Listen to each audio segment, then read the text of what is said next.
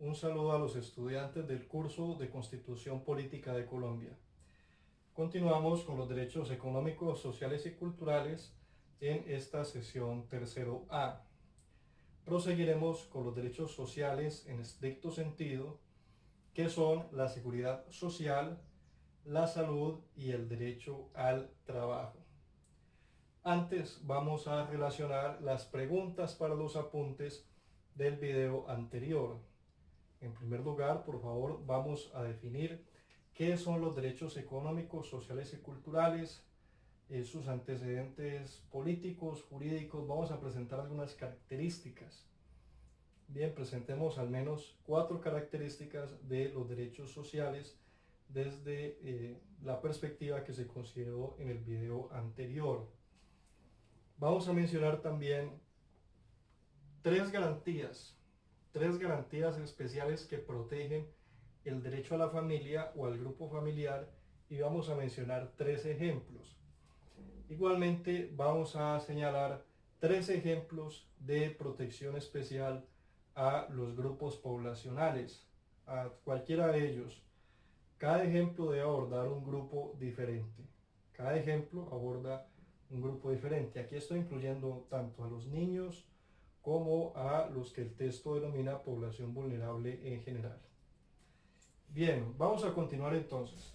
Como habíamos dicho, dentro del catálogo de los derechos sociales en estricto sentido, hallamos en primer lugar el derecho a la seguridad social. El derecho a la seguridad social protege al trabajador independiente o al trabajador dependiente de las contingencias que se puedan presentar en su vida que le impidan continuar devengando sus ingresos. Por eso, normalmente la seguridad social se define como el derecho a percibir una pensión. Allí tenemos entonces 3 contingencias de las que nos vamos a ocupar hoy brevemente para sintetizar: la vejez, la invalidez y la muerte. Bien, voy a hacer una caracterización breve porque esta no es una clase de seguridad social ni es una clase de derecho laboral. Simplemente voy a señalar los aspectos constitucionales más relevantes. En primer lugar, ante el hecho de la vejez, al menos en el régimen de prima media, como se ha considerado, o sea, frente a quienes cotizan ante un fondo público que es Colpensiones, a partir de los 57 años las mujeres y los 62 años los hombres al día de hoy, según la ley vigente al día de hoy, tienen derecho ya a percibir la pensión siempre y cuando hayan completado las semanas cotizadas. Hay otro régimen, que es el régimen privado, el de los fondos privados, por ejemplo, Porvenir, Protección y demás, donde basta con que la persona haya acumulado a lo largo de su vida una cierta cantidad de ahorro que le permita sostenerse con un buen monto económico y puede tener un plan de retiro incluso anterior. En esta disputa no voy a entrar sobre cuál es mejor, si el fondo público o el fondo privado. Cada cual deberá examinarlo a partir de sus necesidades e intereses. Sin embargo, en lo personal, ustedes acaban de ver cómo al inicio de la pandemia por el coronavirus, los fondos privados tuvieron que pedirle apoyo al fondo público. Por supuesto, los fondos privados invierten el dinero de los afiliados a sus fondos en bolsa de valores, en inversiones que tienen un cierto riesgo, alto, bajo, etcétera, mientras que en el fondo público hay, de algún modo, en medio de lo incierto que es el tema pensional, hay al menos un grado de certeza de que las obligaciones están a cargo del Estado, y pues el Estado, pues salvo contadísimas excepciones, pues en el caso colombiano, no ha sufrido rupturas económicas evidentes que impidan sospechar que se va a quebrar. Eso igual es parte de la responsabilidad que le compete a cada uno de ustedes al momento de afiliarse, determinar y estudiar muy bien si les conviene más el fondo público o el fondo privado. Simplemente dejo estas reflexiones ahí y cada cual pues ya examinará. Muy bien. Entonces, a partir de esa contingencia que es la vejez, que significa en últimas la reducción de las capacidades para trabajar, se puede acceder a esta garantía de la pensión que se denomina así, pensión por vejez. Hay regímenes especiales, el caso de los maestros de algunos decretos anteriores al actual, caso de la fuerza pública, fuerzas militares en todos sus regimientos y la policía que tienen algún beneficio especial, y en el ejercicio de la docencia los pensionados aún pueden cumplir con la tarea de ser catedráticos sin ningún inconveniente. Muy bien, vamos a proseguir. Tenemos también otra contingencia que es la invalidez. De esa hablamos hace un momento. Cuando una persona padece una enfermedad, un accidente de trabajo, un accidente de tránsito, de cualquier origen, que le inhabilita para trabajar, no le permite trabajar, y la Junta Regional de Calificación de Invalidez y la Junta Nacional de Calificación de Invalidez, llegado el caso, certifican que su porcentaje de invalidez es superior o igual al 50%. En ese momento entonces se habilita, por supuesto, la garantía de que la persona adquiera una pensión que se denomina así, pensión por invalidez. Hago una advertencia: para gozar de este derecho se solicita un número mínimo de semanas cotizadas, incluso para las personas jóvenes. Entonces no voy a entrar en el detalle para no desviar la atención del video, simplemente voy a hacer esa recomendación. Los jóvenes que ya estén en edad laboral, que ya estén trabajando, que ya puedan hacerlo, traten de cotizar a pensión. No lo digo por la de vejez, que también es importante, pero frente a la cual sé que muchas personas suelen señalar amplias dudas, muy legítimas, muy razonables. Lo digo principalmente por la de invalidez, porque es una situación que se puede presentar en cualquier momento y de la cual nadie está exento. Muy bien, la otra situación es la muerte, la otra contingencia. En este caso, por supuesto, siempre que haya existido una cierta expectativa pensional, al menos de que se va a obtener la pensión, este beneficio ya pues no puede proteger al trabajador porque es el que falleció, sino que protege a su familia a través de la figura de la sustitución pensional. Quiere decir que los beneficiarios sustituyen al trabajador, al pensionado, en ese derecho del que él estaba gozando o del que se esperaba razonablemente que ya fuera a gozar. Bien, aquí tenemos entonces que los beneficiarios de la pensión sustitutiva o de la sustitución pensional nuevamente son los hijos menores de edad hasta los 25 años, los hijos si están estudiando cualquier carrera superior de cualquier nivel, sea profesional, técnica o tecnológica, los hijos de por vida en caso de que no puedan valerse por sí mismos para laborar, que no puedan desempeñar alguna actividad productiva. También gozan de este derecho de la sustitución pensional el esposo o la esposa, el cónyuge, siempre que el matrimonio esté vigente. Mucho cuidado, el matrimonio pues debe estar vigente. O el compañero o la compañera permanente también, siempre que haya acreditado 5 años de convivencia con el fallecido, 5 años de convivencia continua con el fallecido, contado hacia atrás desde el momento de su muerte. Si el pensionado o la persona pensionada, para generalizar, si la persona pensionada, además de su cónyuge, tenía compañera, compañero permanente, entonces se distribuye entre ambos, siempre que se acredite esa convivencia simultánea de 5 años con el fallecido. Normalmente este es el caso de, vamos a poner un ejemplo más, de Pedro Pérez, que falleció en el hogar de María Cano, su compañera permanente, con quien convivió 15, 20 años, y su esposa Rosa Franco aún tenía el matrimonio vigente con él. Entonces Rosa Franco, como nunca se divorció, continuaron con esa sociedad conyugal que nunca la disolvieron.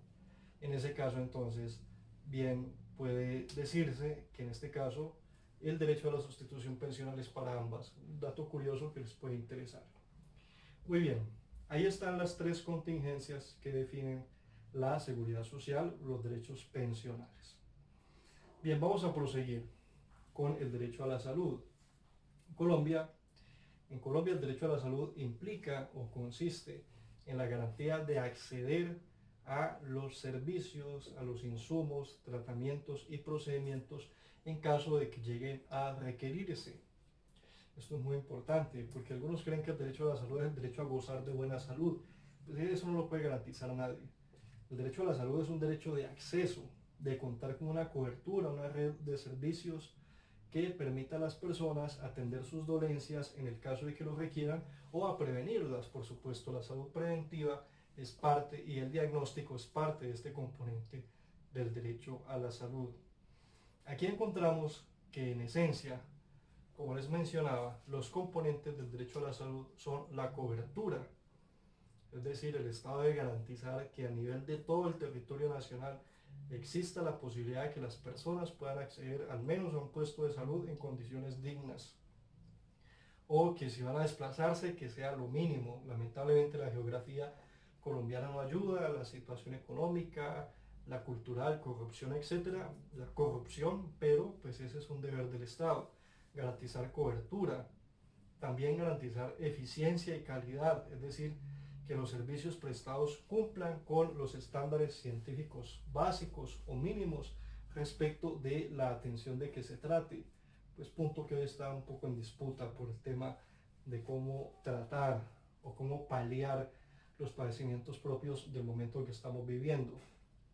Continuamos. También existe la garantía o el deber del Estado de cumplir con la universalidad. Esto está ligado a la cobertura. Universalidad quiere decir que todo habitante del territorio nacional debe estar afiliado. Toda persona debe estar afiliada al sistema de salud, trabaje o no trabaje. Es una garantía que ofrece el sistema de salud, que es un compromiso, una obligación del Estado. Para eso, en materia de salud, se han establecido dos regímenes que hoy por hoy simplemente se distinguen por el elemento que vamos a mencionar.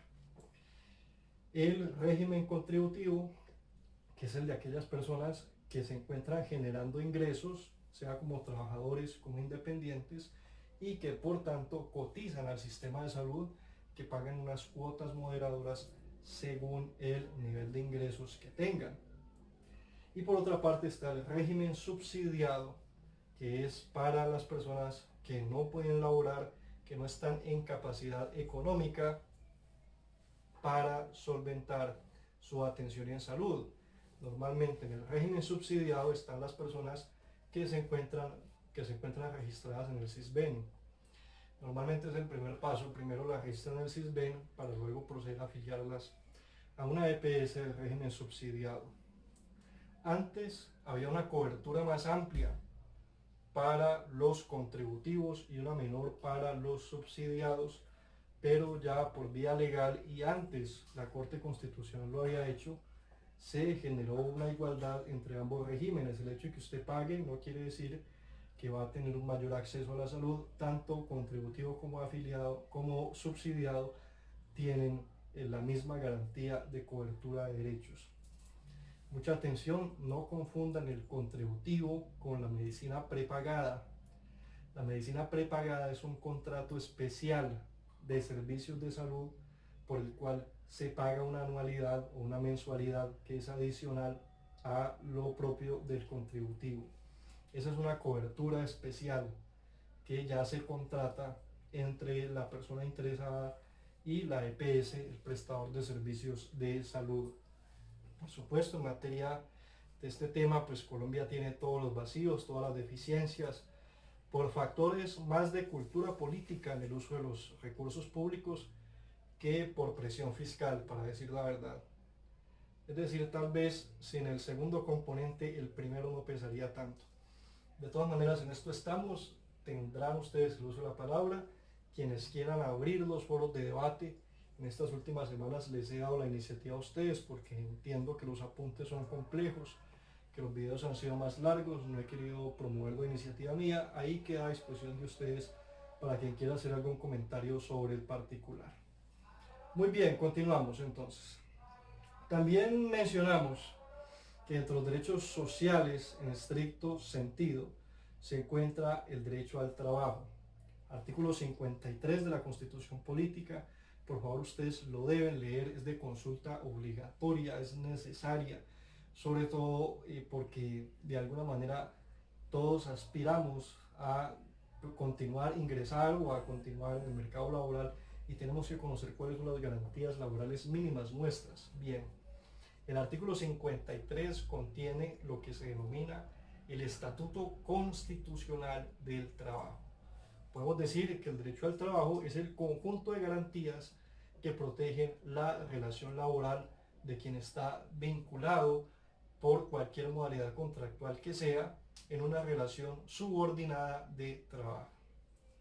Muy bien, vamos a explicar entonces que no importa cómo se llame el contrato por el cual está vinculada una persona, basta que exista relación laboral para que se presuma que hay contrato de trabajo. Ahora, ¿cuáles son los elementos de la relación laboral? Primero, el más importante de todos, la subordinación. Subordinación, es decir, que se pueda demostrar que el trabajador está subordinado a la persona que lo contrató. Llámese como se llame el contrato que hayan firmado, no importa.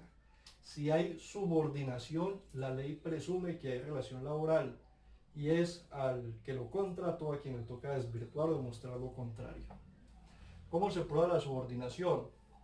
Si la persona trabajadora acredita que firma planillas, que rinda informes, cumple horarios de trabajo, está sometida a un reglamento interno de una empresa, tiene que seguir directrices o pautas. Eso quiere decir que el trabajo no lo hace autónomamente, que la labor o el servicio no lo presta bajo sus condiciones personales o particulares o bajo su propia autonomía, sino que está subordinada al momento de desarrollar su labor.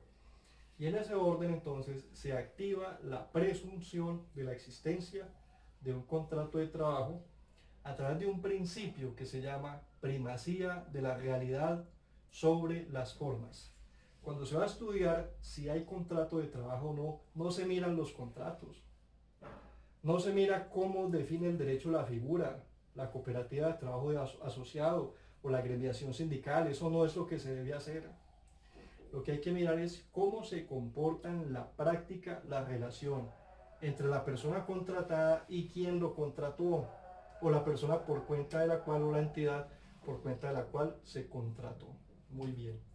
Entonces, recordemos ese primer elemento de la relación laboral, la subordinación.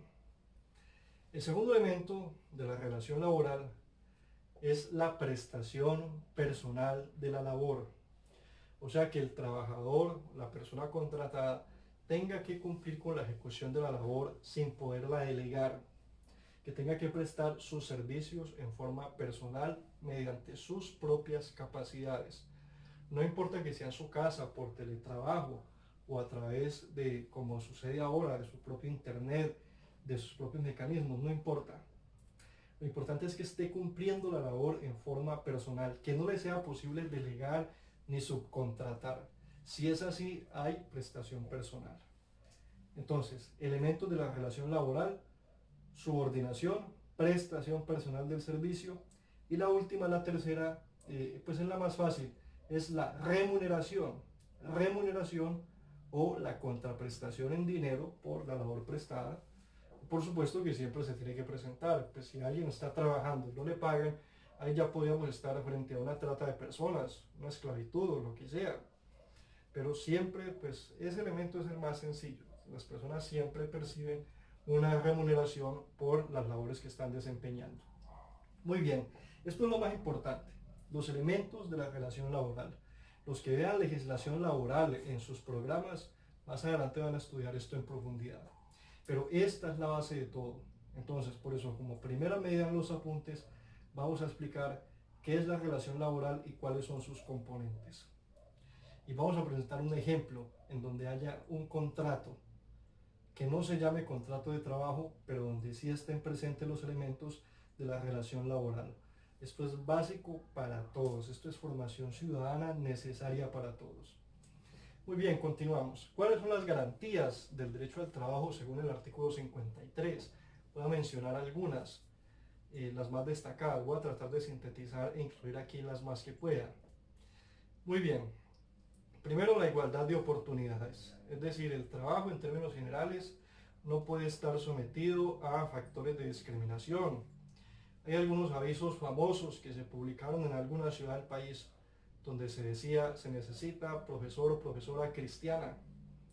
Eso es un factor discriminatorio. Y bueno, y ahí cómo se logra acreditar o demostrar, bueno, es difícil, es complicado, pero basta con hacer una denuncia y probablemente la empresa pueda afrontar problemas por discriminación. Entonces, en línea de principio hay igualdad de oportunidades. Cuando las personas se presentan a concursos es cuando más se activa esta garantía. Concursos que promuevan empresas privadas o públicas. Allí en general es donde más se puede evidenciar si hay igualdad para presentarse o no y si hay un trato discriminatorio o no a la hora de evaluar las pruebas, etcétera y demás. Ahí digamos que es donde más se puede constatar esta garantía de la que estoy hablando, de igualdad de acceso a las oportunidades de trabajo. Otra garantía muy importante, remuneración mínima, vital y móvil. Remuneración mínima, vital y móvil.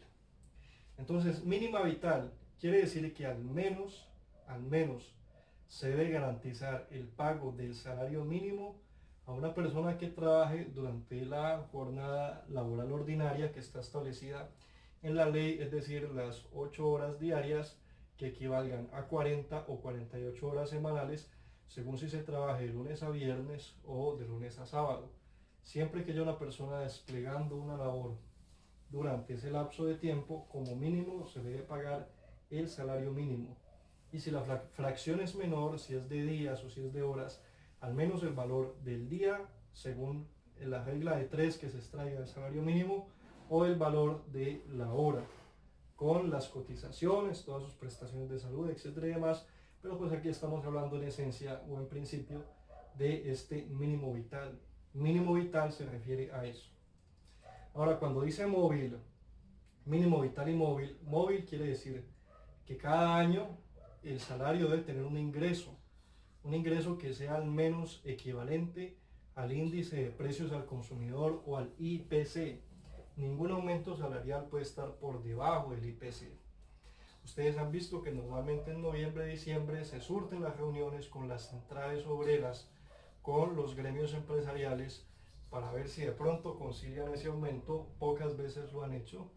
Y si no hay ningún acuerdo, entonces el gobierno debe establecer cuál va a ser el porcentaje por decreto, y ese porcentaje no puede estar por debajo del IPC, porque eso es lo que garantiza que se logre al menos incrementar en proporción del aumento de la canasta familiar, para que no se pierda el poder adquisitivo de las familias.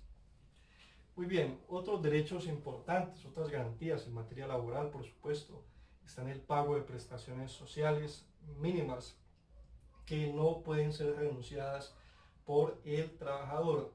Esa garantía se llama irrenunciabilidad de los derechos mínimos en materia laboral. El trabajador no puede firmar ningún papel, y si lo llega a hacer, ese papel que firme no vale, no tiene efectos, donde diga que renuncia a ganarse el salario, o a ganar la prima de servicios, o vacaciones, cualquier elemento que sea los componentes mínimos de la ley, que diga que no le paguen cesantías, intereses de cesantías, o que no le hagan las cotizaciones a salud, a pensión, en general los parafiscales. A ninguna de esas prestaciones se puede renunciar, que no le paguen horas extras, etc. Lo único sobre lo cual puede haber renuncia o eventualmente transacciones y conciliaciones es sobre beneficios extralegales. Por ejemplo, sobre bonificaciones, primas de éxito, entre otras. Sobre esas materias, sobre esas remuneraciones que son adicionales a lo mínimo que establece la ley, en ese caso sí puede haber renuncias, puede haber conciliaciones y demás. Esta figura también es muy importante, por eso les voy a pedir que incluyamos en los apuntes la definición de irrenunciabilidad y irrenunciabilidad de los derechos mínimos en materia laboral, que presentemos 2 ejemplos en los que no se pueda renunciar y 2 ejemplos en los que sí se pueda renunciar, y ustedes ya mencionan a qué componente, frente a qué sí se puede renunciar y frente a qué no se podría renunciar. Esto es básico, esto es vital. Vuelvo a decir, lo que quiere decir esta garantía es que el trabajador no puede renunciar por escrito ni por cualquier otro medio a las garantías que establezca, las garantías mínimas que establece la ley laboral y la Constitución a favor suyo. En caso de que los firme o que suscriba un acto de renuncia, esa renuncia se entiende por no válida, no tiene eficacia, se entiende como si nunca se hubiese escrito además. No tiene entonces ninguna eficacia legal, no despliega efectos jurídicos esta renuncia porque no se puede hacer. ¿Listo? Proseguimos. Otras garantías del derecho al trabajo. El derecho a la capacitación y adiestramiento. Ahora muy importante en esto del cambio de muchas labores al teletrabajo. Al trabajador no lo pueden despedir porque hubo que afrontar una pandemia y entonces no sabe él cómo ejecutar sus labores. No, la empresa tiene que promover mecanismos, métodos de capacitación, de entrenamiento y adiestramiento que le permitan al trabajador estar a tono con las nuevas circunstancias en que va a desempeñar su labor, o si se van a implementar nuevas tecnologías, nuevos procedimientos, etc. Por supuesto, siempre hay una preocupación del trabajador por cumplir bien sus tareas, por capacitarse y demás, pero también es deber de la empresa promoverlos. También digamos que el trabajador tiene derecho al pago de sus prestaciones sociales y laborales, que tiene mucho que ver con lo de la irrenunciabilidad, y por eso pues a esto me remitiré, a ello me remitiré. Continuamos. El trabajador tiene una garantía muy importante, que es la favorabilidad. Favorabilidad. Ustedes se acuerdan que ya la mencionamos en la semana anterior al hablar del debido proceso. Pues bien, en materia del derecho del trabajo también hay favorabilidad para el trabajador. Quiere decir que las normas posteriores se aplican al trabajador si le son beneficiosas. Y también en caso de duda, a la hora de interpretar un contrato o interpretar una norma, siempre se debe interpretar a favor del trabajador. Esta favorabilidad se aplica especialmente en materia pensional, donde se le permite al trabajador conservar el régimen legal que tenía, o si sobreviene un beneficio posterior, pues tenerlo. En todo caso, la ley posterior siempre aplica al trabajador. Vamos a poner un ejemplo de cada uno de ellos. Antes de la ley 100 de 1993, había algunos decretos y leyes, no voy a entrar en detalles aquí, pero algunos decretos y leyes que le permitieron a algunas personas pensionarse con 500 semanas cotizadas.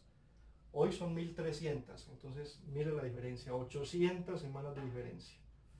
Para efectos legales y de cotizaciones, el año tiene 50 semanas, ustedes pueden hacer el cálculo. Entonces, algunas personas que ya tenían una cierta edad, se les permitió que así la ley 100 entrara en vigencia, se pudieran pensionar con esas 500 semanas. Había otra legislación que establecía ya no 500 sino 1000 semanas. Entonces se les permitió a estas personas que no se pensionaran con las 1300, sino que continuaran con las 1000 semanas. Eso a partir de una reforma que hubo en el año 2003 a la ley 100. Entonces esa es una garantía, la favorabilidad, que no está, hay que decirlo lamentablemente, no está contemplada sino en beneficio de aquellos que ya hayan generado una expectativa de derecho según las consideraciones legales que se establezcan al momento. Es decir, personas que ya hayan estado cotizando, que ya estén en vía de expectativa de generar un derecho, se les ofrece esa posibilidad de conservar ese beneficio. Y en términos de ley posterior, por supuesto, si, bueno, vamos a dar un caso que es concreto y que es real, además, que es decir, no es hipotético, es verdadero. Las personas del servicio doméstico, las personas que trabajan en servicio doméstico para hogares, para personas naturales, o sea, no para empresas, sino en una casa de familia. Hasta no hace mucho, hasta hace unos 3 o 4 años, tal vez 5 años, estas personas no percibían la prima de servicios. porque se decía que la prima de servicios es la participación del trabajador en las ganancias de la empresa. Y un hogar o una casa en principio pues no es una empresa, no está dedicada al lucro, no produce ganancias. Pero entonces de 5 años para acá, 5 o 4 años para acá, se concedió la garantía de la prima de servicios para las personas del servicio doméstico, trabajadores del servicio doméstico a favor de personas naturales o de hogares en general, es decir, que no sean empresas. En ese orden, no es necesario modificar el contrato para decir que a partir de ahora sí se le paga prima de servicios, no. La persona que ya venía trabajando, basta con que se incluya la modificación legal para que esa norma, aunque sea posterior, le aplique. Entonces, esta es la favorabilidad en materia del derecho del trabajo. Las normas favorables son las que aplican al trabajador. Esto se usa sobre todo en materia pensional. Digamos, este es un tema ya un poco más técnico, pero de todas maneras, desde el punto de vista constitucional, me importa o me interesa siempre hacer al menos una mínima referencia a ello. Muy bien, vamos a continuar con el derecho a la sindicalización. Los trabajadores tienen el derecho a formar sindicatos. ¿Cuántos sindicatos puede haber en una empresa? Es una pregunta interesante para hacer, para formular. Lo voy a dejar como un tema de consulta para que ustedes lo contesten, para que al menos les quede esa inquietud. Muy bien, vamos a decir que los únicos que tienen restricciones para formar sindicatos son los miembros de la fuerza pública. Se ha considerado que por el deber de obediencia que tienen ellos en particular, pues no pueden formar sindicatos. De resto, tanto en el sector público como en el privado se pueden formar agremiaciones, en cualquier número. No hay límites. Y a favor de algunos miembros, los 5 principales y los 5 suplentes y los fundadores, se genera esa figura que se llama el fuero sindical, que implica que no pueden ser despedidos sino por justa causa y siempre con la intervención del Ministerio de Trabajo o el permiso ante la Oficina de Inspectora de Trabajo local del municipio de que se trate. Bien, vamos a decir también que hay unas garantías especiales para la mujer trabajadora, ¿sí? La protección de la maternidad. Durante la licencia de maternidad, mientras la mujer también esté gestando, pues no puede ser despedida, es una garantía que tiene. Ya habíamos explicado los derechos especiales que tienen las personas que padecen alguna limitación física, sensorial y demás, para que no sean despedidas, sino cuando se acredite una justa causa, y también con intervención de la Oficina de Trabajo, siempre porque gozan de una figura que se llama estabilidad laboral reforzada. Bien, el trabajador a secas, es decir, que ni es madre gestante, ni tiene una condición limitante particular, también goza de una estabilidad laboral, no reforzada, pero sí estabilidad laboral, según la cual mientras las condiciones de su vinculación no cambien, mientras no disminuya su rendimiento de trabajo, pues la persona tiene derecho a la expectativa de continuar allí. Bien, en este caso entonces, si la persona es despedida de su trabajo sin que se alegue una justa causa, se le debe indemnizar. Y para eso pues ya se establecerá las variables, si el contrato era a término fijo o a término indefinido y demás, y se procederá a hacer la liquidación correspondiente. Todos estos aspectos ya traspasan a la órbita del derecho laboral. Muy bien, del derecho laboral en concreto, que ustedes van a estudiar algunos cuando vean la asignatura de legislación laboral. Muy bien, hasta aquí entonces dejamos los temas que vamos a abordar en esta semana. Les voy a pedir que por favor, para los apuntes de esta sección, de este segmento específico de este video, vamos por favor a presentar cuáles son los derechos sociales en sentido estricto. Vamos a mencionar cuáles son las garantías que amparan la seguridad social, o sea, las contingencias que activan el derecho a la seguridad social, y vamos a presentar un ejemplo de cada una. Sobre el derecho a la salud, vamos a presentar el concepto de derecho a la salud, a explicar cuáles son las obligaciones del Estado en materia de salud, cobertura y demás. Ahí les doy una cobertura. Vamos a explicar los regímenes en los que está dividida la atención en el sistema de salud y a presentar un ejemplo de las garantías u obligaciones del Estado cobertura y demás, y de los regímenes para acreditar que sí nos ha quedado claro. Ejemplo de cumplimiento o de vulneración, no importa. Muy bien, y por último vamos a explicar en qué consiste el derecho al trabajo. Vamos a explicar aquí, sí, por favor, al menos 5 garantías del derecho al trabajo, y vamos a presentar un ejemplo de cada una de ellas. En la próxima semana vamos a continuar con otros derechos sociales, con los restantes que nos faltan, y vamos a pasar ya a los derechos colectivos, y con esto habremos culminado los derechos de primera, segunda y tercera generación, que corresponden a las sesiones 2 y 3 de esta asignatura de Constitución Política. Muchas gracias, muy amables.